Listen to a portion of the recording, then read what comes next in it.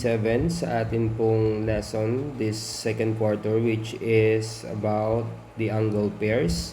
When we say angle pairs, these are two angles that combine their measurements to make another type of angles. Okay, so when we say angle pairs, these are two angles that combine their measurement. Sila yung dalawang angles na pinagsasama yung kanilang mga measurement para makabuo either ng straight angle or ng right angle. Okay, so meron tayong dalawang uri ng angle pairs. Una ay yung tinatawag natin na supplementary angles. So these are two angles. Meron tayong tinatawag na supplementary angles at meron tayong tinatawag na complementary angles. So, what is the difference between the two? Ano ba yung kaibahan ng supplementary angles sa complementary angles? Even though parehas sila na pairs, parehas silang partner na magka-partner na angle, pero magkaiba sila doon sa measurement na kanilang nabubuo.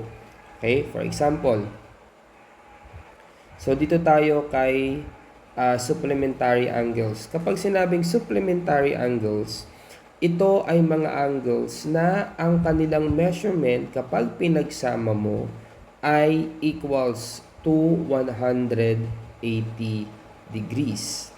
Okay, again, kapag sinabing supplementary angles, ang kanilang measurement is equals to 180 degrees. Example niyan ay yung 120 degrees plus 60 degrees.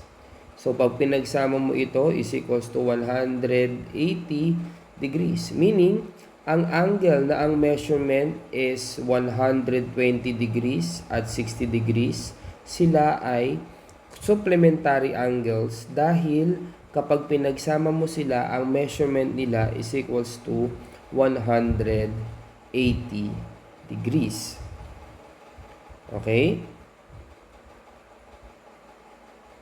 So, another example. For example, the measure of angle 1 is equals to 72 and the measure of angle 2 is equals to 118 or 100. So the measure of angle 1 is 72 and the measure of angle 2 is 108. Okay, are they supplementary angles? Kapag pinagsama natin si 72 at si 108, ang ating makukuha is 180 degrees. So, ibig sabihin, si angle 1 at si angle 2 ay supplementary angles. Bakit? Kasi, nung pinagsama natin ang measurement nila, ang nakuha natin ay 180 degrees.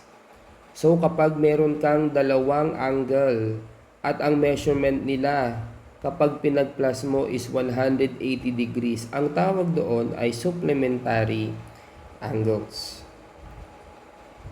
Okay, susunod natin na angle pairs.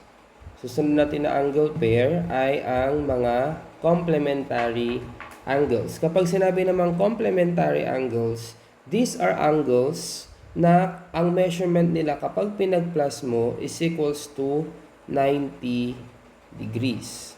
So, kapag meron kang dalawang angles at ang measurement nila kapag pinag-plus mo is equals to 90 degrees, ang tawag sa kanila ay complementary angles. So, for example, measurement of angle 1 is 46 degrees. And measurement of angle 2 is 44 degrees.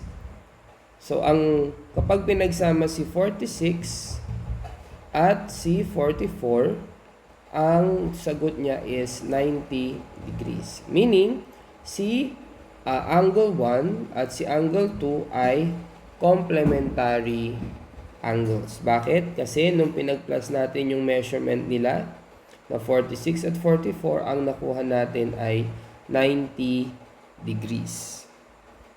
Okay? So, ito yung difference nung dalawa nating angle pairs.